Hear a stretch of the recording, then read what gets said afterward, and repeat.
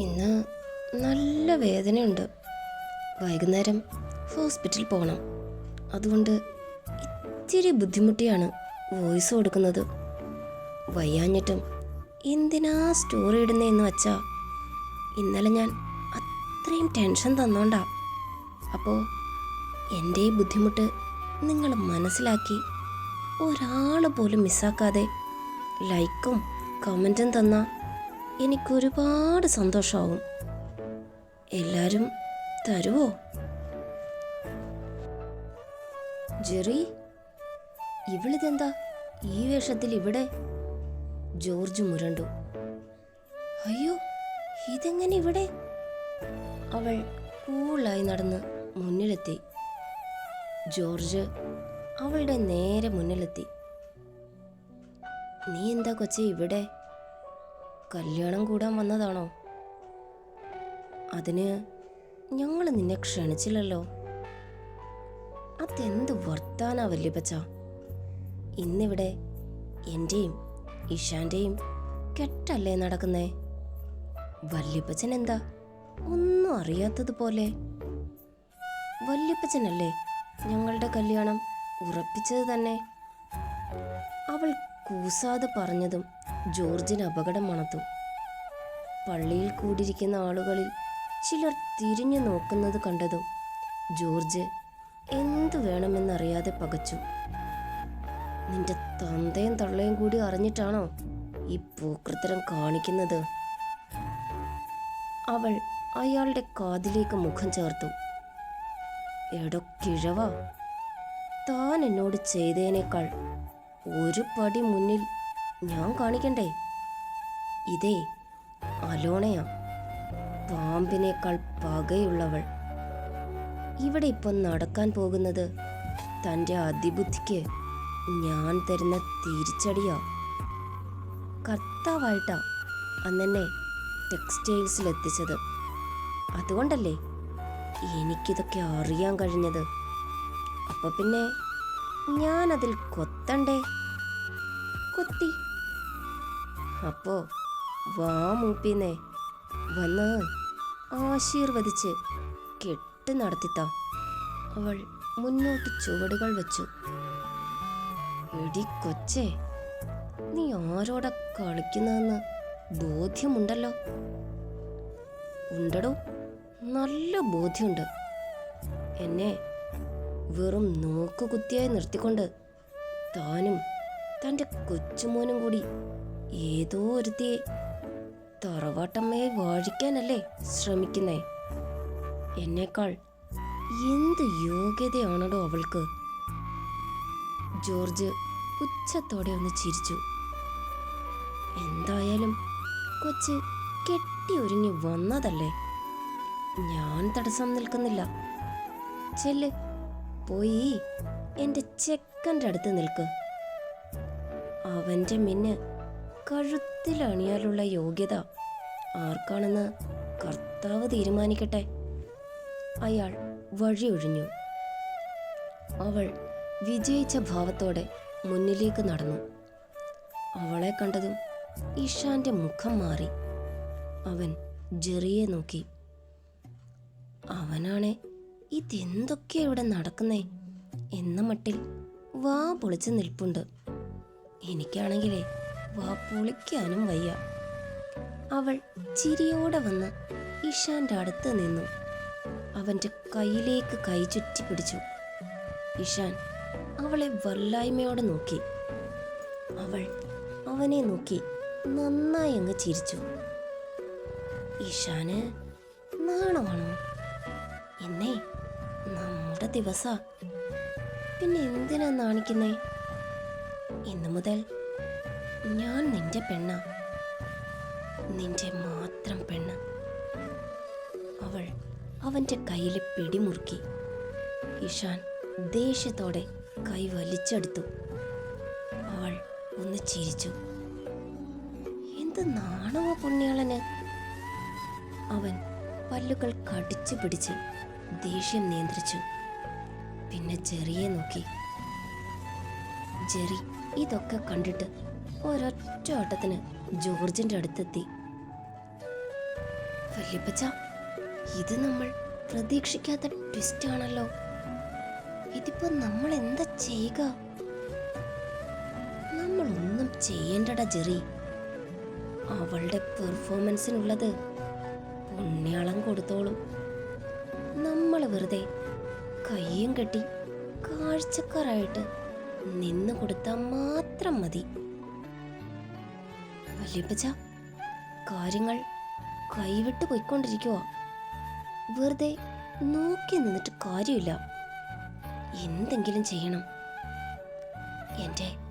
എന്റെ ശ്യാമു ആഗ്രഹിച്ചത് തന്നെ നടക്കണം. എനിക്ക് വയ്യ അവൻ നേറുന്നത് കാണാൻ. ജെറി വേദനയോടെ പറഞ്ഞതും ജോർജ് ഒന്ന് ചിരിച്ചു. അയാളുടെ ആ ചിരിയുടെ അർത്ഥം അവന് മനസ്സിലായില്ല. ആ സമയം ഇഷാൻ ചുറ്റും വീക്ഷിച്ചു.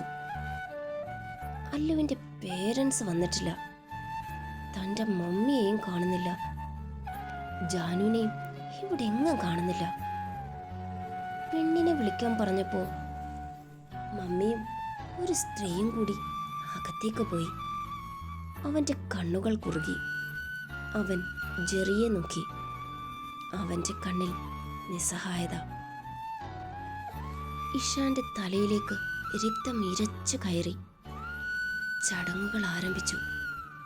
കപ്പ്യാർ കുമിഞ്ചാൻ പുകച്ചു.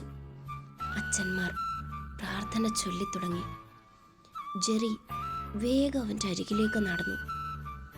ഇഷാന്റെ അരികെ നിന്ന് കണ്ണുകൾ കൊണ്ട് സംസാരിച്ചു. പിന്നെ അകത്ത മുറിയിലേക്ക് പാഞ്ഞു. നിർത്ത്! ഇഷാന്റെ ശബ്ദം കേട്ട് കെട്ടിടം പോലും വിറച്ചു. വികാരി തിരിഞ്ഞു. എല്ലാവരുടെയും കണ്ണ് അവനിലായി. എന്താ ഇഷാൻ, എന്തു പറ്റി? അലോണ അവനെ നോക്കി. ഇഷാൻ കത്തുന്ന മിഴികളാൽ അവളെ നോക്കി.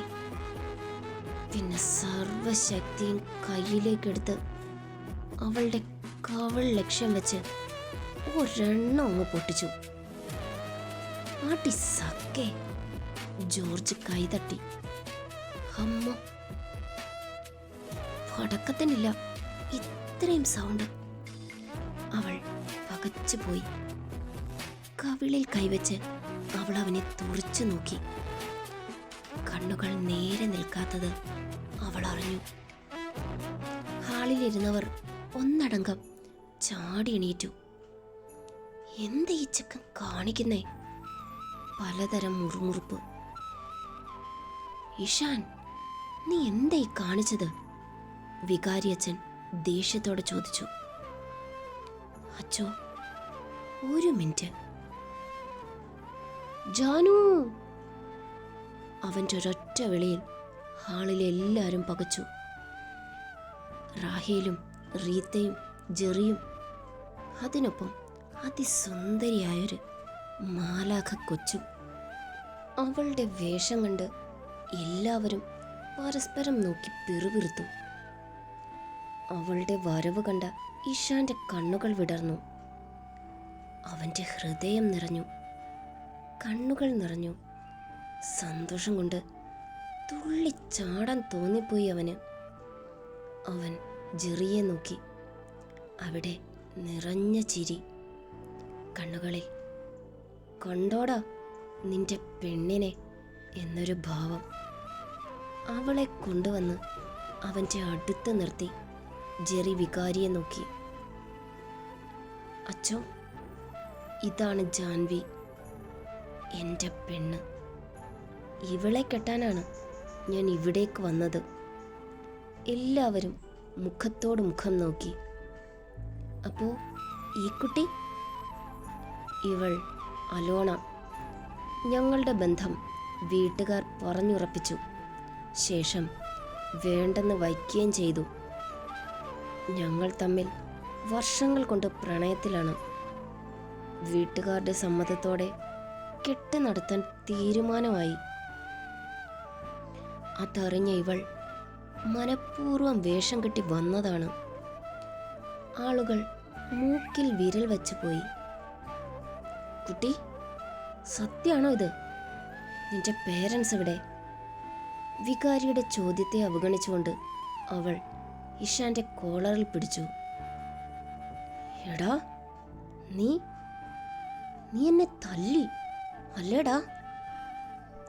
എന്നെ കോമാളിയാക്കി നിർത്തി നിനക്കിവളെ കെട്ടണം അല്ലേ? അതിന് അലോണ ജീവിച്ചിരിക്കുമ്പോ സമ്മതിക്കില്ലടാ. നിന്റെ സമ്മതം ആർക്കു വേണോടി? കോമാളിയാക്കാൻ നിന്നെ ആരും ക്ഷണിച്ചില്ലല്ലോ. സ്വയം കോമാളിയായി കെട്ടി ഒരുങ്ങി വന്നതല്ലേ നീ? എന്നിട്ടിപ്പോ നിന്ന് ഡയലോഗ് അടിക്കുന്നു. കൈയെടുക്കടി. അവന്റെ തീഷ്ണതയിൽ അവൾ അറിയാതെ കൈ പിൻവലിച്ചു പോയി. അവൾ ദേഷ്യത്തോടെ ജാൻവിയെ നോക്കി. അവളുടെ സൗന്ദര്യം അത് അലോണയെ ഭ്രാന്ത് പിടിപ്പിച്ചു. എടീ! അവൾ ജാൻവിയുടെ നേരെ കൈയോങ്ങി. പെട്ടെന്ന് ഇഷാൻ ആ കയ്യിൽ പിടിച്ചു. പിന്നെ അവളെ വലിച്ച് നേരെയാക്കി അവളുടെ ഇരു കരണത്തും മാറി മാറി അടിച്ചു. അവന്റെ ദേഷ്യം കണ്ട് എല്ലാവരും അമ്പരന്ന് പോയി. ജാൻവി ജെറിയെ കണ്ണ് കാണിച്ചു. ജെറി ഇഷാനെ പിടിച്ചു നിർത്തി. ശ്യാമു, മതിയടാ. എന്തൊക്കെയായാലും ഇതൊരു പെൺകുട്ടിയല്ലേ? ആണോ? നീ പെണ്ണാണോടി? നല്ല തല്ല് കൊണ്ടിട്ടില്ല, അതിൻ്റെയാ ഈ നികളിപ്പ്. അത് ഞാൻ തീർത്ത് തരാടി. വീണ്ടും ഒരെണ്ണം കൂടി. എൻ്റെ മുന്നിൽ വെച്ച് എൻ്റെ പെണ്ണിനെ തല്ലാൻ നോക്കുന്നോ നീ? ആ കൈ ഞാൻ തല്ലി ഓടിക്കും. പുണ്യാളനായ ഇഷാനെ മാത്രമേ നീ കണ്ടിട്ടുള്ളൂ. എന്നെ ചെകുത്താനായി മാറ്റിയ താങ്ങില്ല നീ. ഇറങ്ങിപ്പോടി. അവന്റെ അലർച്ചയിൽ ചർച്ച നിശബ്ദമായി. അവൾ കറങ്ങുന്ന തല ഭാരപ്പെട്ട് നിവർത്തി. വല്ലാത്തൊരു ഭാവത്തിൽ ജാൻവിയെ നോക്കി. നിനക്ക് കിട്ടിയതൊന്നും പോരെ? സോഫി ലഹങ്കയുടെ ഷോൾ മുറുക്കി മുന്നോട്ട് നീങ്ങി. ഒപ്പം ഷാരുവും. അല്ലു അവരെ കൂർപ്പിച്ചു നോക്കി. എന്താടി നോക്കുന്നേ? സോഫി അവളുടെ കവിളിൽ കുത്തിപ്പിടിച്ചു. കിട്ടിയ തക്കത്തിൽ ഷാരു അവളുടെ കവിളിലൊന്ന് പൊട്ടിച്ചു. ഞാനും ഒരു പെണ്ണാടി, വെറുതെ പെണ്ണുങ്ങളുടെ വില കളയാൻ. ഛേ, ഓടി. സോഫി അവളെ പിന്നിലേക്ക് തള്ളി. മക്കളെ, വേണ്ട. ഇന്നൊരു നല്ല ദിവസമാണ്. ഈ കുട്ടിയുടെ വിഡ്ഢിത്തം അങ്ങനെ കണ്ടാ മതി. വികാരിയച്ഛൻ ഇടയ്ക്ക് കയറി. ഇതാണോ അച്ചോ വിഡ്ഢിത്തം? ഇത് അഹങ്കാരം. നല്ല തല്ല് കൊള്ളാത്തതിൻ്റെ സൂക്കേട് അതിപ്പോ മാറിക്കിട്ടി. കൂടി നിന്നവർ ഉറക്കെ പറഞ്ഞതും അല്ലുവിൻ്റെ തല താണുപോയി. കുട്ടി, നീ പോ. ഈ കുട്ടികളുടെ ജീവിതം നശിപ്പിക്കാൻ ഇനി നീ മുതിരരുത്. താക്കീതോടെ വികാരി പറഞ്ഞതും ആളുകൾ ബഹളം കൂട്ടി. അച്ചോ, അവളെ ഇങ്ങോട്ട് ഇറക്കി വിടച്ചോ. കിട്ടിയതൊന്നും മതിയായില്ലെങ്കിൽ ബാക്കി ഞങ്ങൾ കൊടുക്കാം. കർത്താവിൻ്റെ തിരുസന്നിധിയിലാ അവളുടെ നാടകം. ആളുകൾ രോഷം പൂണ്ടു. കാര്യങ്ങൾ കൈവിട്ട് പോകുമെന്ന് തോന്നിയതും ജോർജ് മുന്നിലേക്ക് വന്ന് കൈകൾ ഉയർത്തി. പ്ലീസ് ഒന്ന് ശ്രദ്ധിക്കണേ. എല്ലാവരും നിശബ്ദരായി. ആളും തരവും നോക്കാതെ ആ കൊച്ച് ഒരു കളിക്കിറങ്ങി. 20 കിട്ടുകയും ചെയ്തു. ഇനി അവള് പോയി വീടെത്തട്ടെ. ആരും ഒന്നും ചെയ്യരുത്. ഇതെൻ്റെ അപേക്ഷയാണ്. കൊച്ചേ, നീ പോകാൻ നോക്ക്. വെറുതെ നാട്ടാരുടെ അടികൂടി മേടിച്ച് കെട്ടണ്ട. അവരുടെ മേയൽ നീ താങ്ങില്ല. അയാൾ പല്ലുകൾ അമർത്തി പറഞ്ഞതും അവൾ തല കുനിച്ച് നടന്നു. ഒന്ന് നിന്നേ. ജോർജ് അവളുടെ അടുത്തേക്ക് നടന്നു. കൈ വലിച്ച് ഒരെണ്ണം അങ്ങ് കൊടുത്തു. അവൾ നിലത്തേക്ക് വീണുപോയി. വന്ന് കയറിയപ്പോ നീ എന്നോട് ഒരു ഡയലോഗ് അടിച്ചു. അതെനിക്ക് തീരെ പിടിച്ചില്ല. ഒന്നുമല്ലെങ്കിലും പ്രായം നോക്കി സംസാരിക്കണ്ടേ കൊച്ചേ. പിന്നെ ഒന്നിൽ നിർത്തിയത് എൻ്റെ മര്യാദ. ഇനിയും നീ ഇവിടെ നിന്ന ആ മര്യാദ കിട്ടിയെന്ന് വരില്ല. വീണോ ഇഴഞ്ഞോ എങ്ങനെയാണേലും വേഗം സ്ഥലം കാലിയാക്കാൻ നോക്ക്.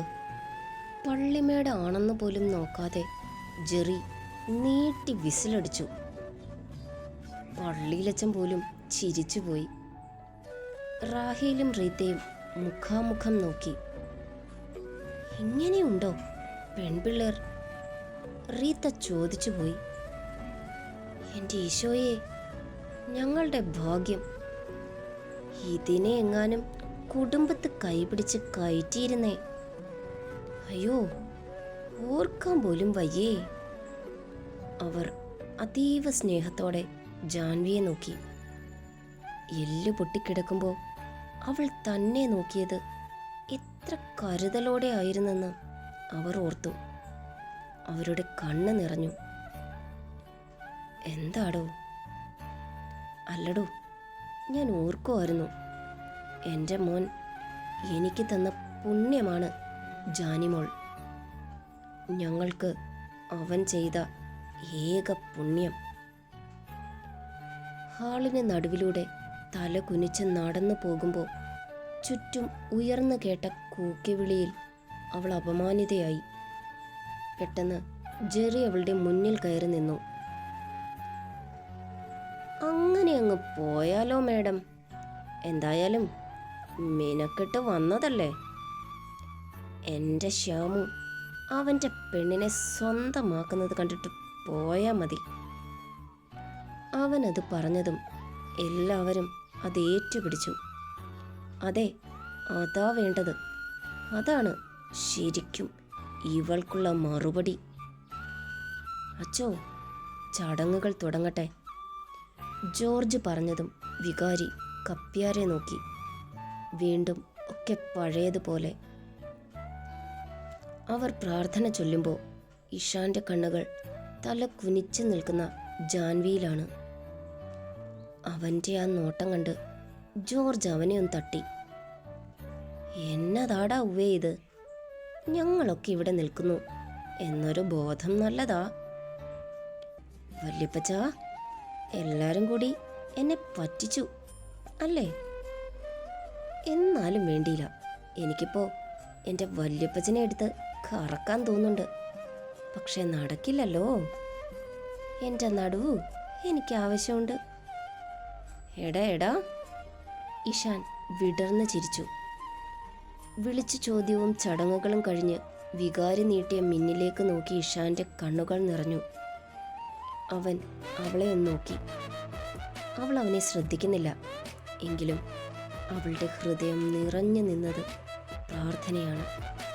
ഒരിക്കലും തമ്മിൽ പിരിയാൻ ഇടവരരുതേ എന്ന പ്രാർത്ഥന. അവൾ കൈകൾ കൂപ്പി കണ്ണുകൾ അടച്ച് അവൾ അവൻ്റെ മിന്നൽ ഏറ്റുവാങ്ങി. ആ കാഴ്ച അവൾ നുരഞ്ഞു പൊങ്ങുന്ന കോപത്തോടെ നോക്കി നിന്നു. അല്ലുവിൻ്റെ മുന്നിൽ നിന്ന് ജെറി വീണ്ടും വീണ്ടും whistle നീട്ടിയടിച്ചു.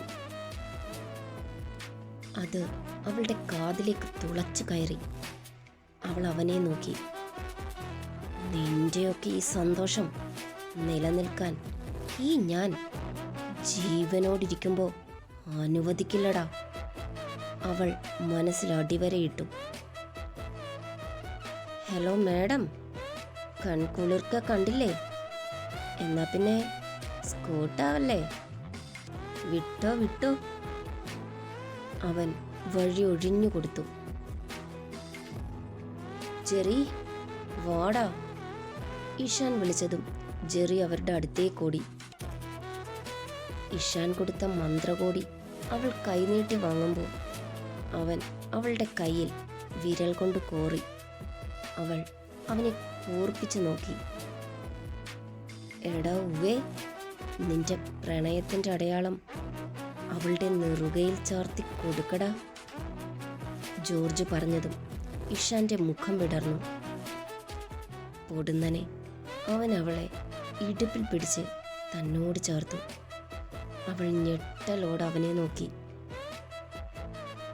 Love you my wife.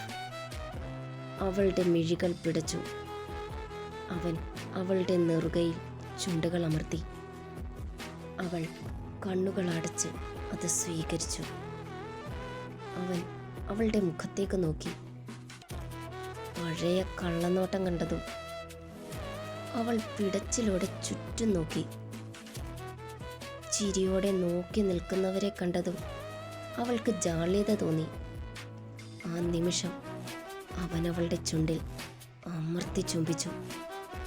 അവൾ കണ്ണുകൾ ഇറുക്കി അടച്ചു കളഞ്ഞു. ചുറ്റും നിന്നവർ കൈകൾ തട്ടി സന്തോഷം പ്രകടിപ്പിച്ചു. അതുകൂടി കണ്ട അവൾ പല്ലുകൾ കടിച്ചു പിടിച്ച് പുറത്തേക്കിറങ്ങി. ചടങ്ങുകൾ തീർന്ന ശേഷം അവർ ഫുഡ് കഴിച്ചു. ഫോട്ടോസും വീഡിയോസും എടുത്തു. റാഹിലിനോടും റീത്തയോടും സംസാരിച്ച് നിൽക്കുന്ന ജാൻവിക്ക് തന്നെ ഒരു മൈൻഡും ഇല്ലല്ലോ എന്ന് ഇഷാനൊരു വിഷമം. അതിലവൻ തൻ്റെ വാലിനോട് ഖേദം പ്രകടിപ്പിച്ചു. ഇപ്പൊ ശരിയാക്കി തരാടാ, ദാ വരുന്നു. അതെ ജാൻ, ഒന്ന് വന്നേ, 1-2 സ്പെഷ്യൽ സ്റ്റിൽസ് എടുക്കട്ടെ. ഇനിയുമോ ജെറി? ഞാൻ മടുത്തു. അയ്യോ, അങ്ങനെ പറയല്ലേ. ഇതൊക്കെ ലൈഫിൽ ഒരിക്കലേ നടക്കൂ. എൻ്റെ ജെറി, ഈ സാധനം ഇട്ടുകൊണ്ട് നടക്കാൻ തന്നെ വലിയ പാടാ. ഇത്തിരി സമയം കൂടിയല്ലേ ഉള്ളൂ ജാൻ, ഒന്ന് ക്ഷമിക്ക്. ഇപ്പോ എൻ്റെ ആഗ്രഹം സാധിച്ചതാ, എൻ്റെ പൊന്നു ജാനല്ലേ. ഓ ശരി ശരി, വാ പോകാം. അവൾ എണീറ്റ് വന്നതും ഇഷാന്റെ കണ്ണുകൾ വിടർന്നു. ജെറി, ഏതാ സ്പോട്ട്? ഞാൻ ഒറ്റയ്ക്കല്ലേ ജെറി? അതെങ്ങനെയാ ജാൻ? ജാൻ കിട്ടിയത് എൻ്റെ ശ്യാമൂനെയല്ലേ. അപ്പൊ ഇനി കപ്പിൾ സ്റ്റില്ല വേണ്ടത്. രണ്ടും കൂടി പ്ലാൻ ചെയ്തതാന്ന് അവക്ക് മനസ്സിലായി. വരട്ടെ, കാണിച്ചു കൊടുക്കാം. വികാരിയുടെ മുന്നിൽ വെച്ച് അവൻ ഫ്രഞ്ച് അടിച്ചതിൽ അവൾക്ക് വല്ലാത്ത നാണക്കേട് തോന്നിയിരുന്നു. അതിനൊരു പണി കൊടുക്കാൻ അവൾ കാത്തു നിൽക്കുവാണ്. അപ്പോഴാണ് ജെറി പറയുന്നത് അടുത്തുള്ള പാർക്കിൽ പോയി സ്റ്റില്ലെടുക്കാന്ന്. അവിടെ ചെന്ന ജാൻവി ചുറ്റും നോക്കി. നിറയെ പൂക്കളും പൂമ്പാറ്റകളും നല്ല വാസനയുള്ള ചെറുകാറ്റും. അവളുടെ മനസ്സ് തരളിതമായി. ജാൻ വാ. പൂളിന്റെ അടുത്ത് നിന്നും കയ്യാട്ടി വിളിക്കുന്ന ജെറിയെ കണ്ട് അവൾ അങ്ങോട്ട് നടന്നു. ഇഷാൻ റെഡിയായി നിൽക്കുകയാണ്. അവൾ ചെന്നതും ജെറി ഇൻസ്ട്രക്ഷൻസ് കൊടുക്കാൻ തുടങ്ങി.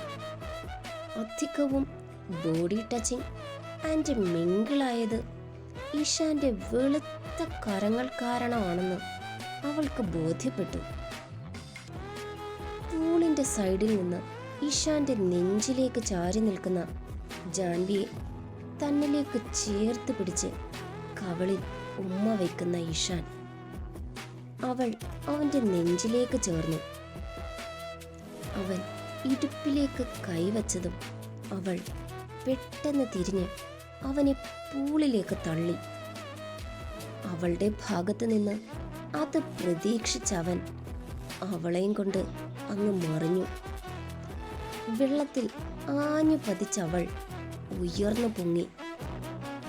ഇഷാൻ അവളെ പിടിച്ചു നിർത്തി. ആകെ നനഞ്ഞ മുഖങ്ങൾ. അവൻ്റെ കണ്ണിലും കുസൃതി. ഇരുവരുടെയും കണ്ണുകൾ ഇടഞ്ഞു. അവൻ അവളുടെ നനഞ്ഞ മുഖം കയ്യിലെടുത്തു. ജെറി സ്റ്റില്ലെടുത്തുകൊണ്ടിരുന്നു. അവളുടെ നനവാർന്ന വിറയ്ക്കുന്ന ചുണ്ടുകളിൽ കൂട്ടിപ്പിടിച്ച അവൻ അവളുടെ കണ്ണുകളിൽ നോക്കി. പരൽമീനിനെ പോലെ പിടയ്ക്കുന്നു. ജാനു, നിന്നെ ഈ വേഷത്തിൽ കണ്ടപ്പോൾ എനിക്കുണ്ടായ സന്തോഷം, ഞാൻ ശരിക്കും സർപ്രൈസായ നിമിഷം ഏതാണെന്ന് ചോദിച്ചാൽ ഞാൻ പറയും അത് ഇന്നത്തെ ആ നിമിഷമായിരുന്നു എന്ന്. എൻ്റെ ജാനു, എൻ്റെ പ്രാണൻ. അവൻ അവളെ തന്നിലേക്ക് ചേർത്തു. അവളുടെ നനവാർന്ന ശരീരം വിറകൊണ്ടു. അവൻ അവളുടെ കണ്ണുകളിൽ നോക്കി. മെല്ലെ മുഖം കുനിച്ച് അവളുടെ വിറകുള്ള നഖരത്തെ സ്വന്തമാക്കി. ജെറി ആ സുന്ദര നിമിഷങ്ങൾ ക്യാമറയിൽ പകർത്തിയെടുത്തു. I am very very very sorry. ഇതൊരു മാസ് പാർട്ടായിരുന്നു. ഞാൻ ഇങ്ങനെ പ്രസൻറ്റ് ചെയ്യാനല്ല ഉദ്ദേശിച്ചത്. പക്ഷേ എന്ത് ചെയ്യാനാ, എനിക്ക് നല്ല പെയിനുണ്ട്. പല്ല് കടിച്ചു പിടിച്ച് മണിക്കൂറുകൾ കൊണ്ട് വോയിസ് കൊടുത്തതാ. പോരായ്മകൾ നിങ്ങൾ ക്ഷമിക്കൂ.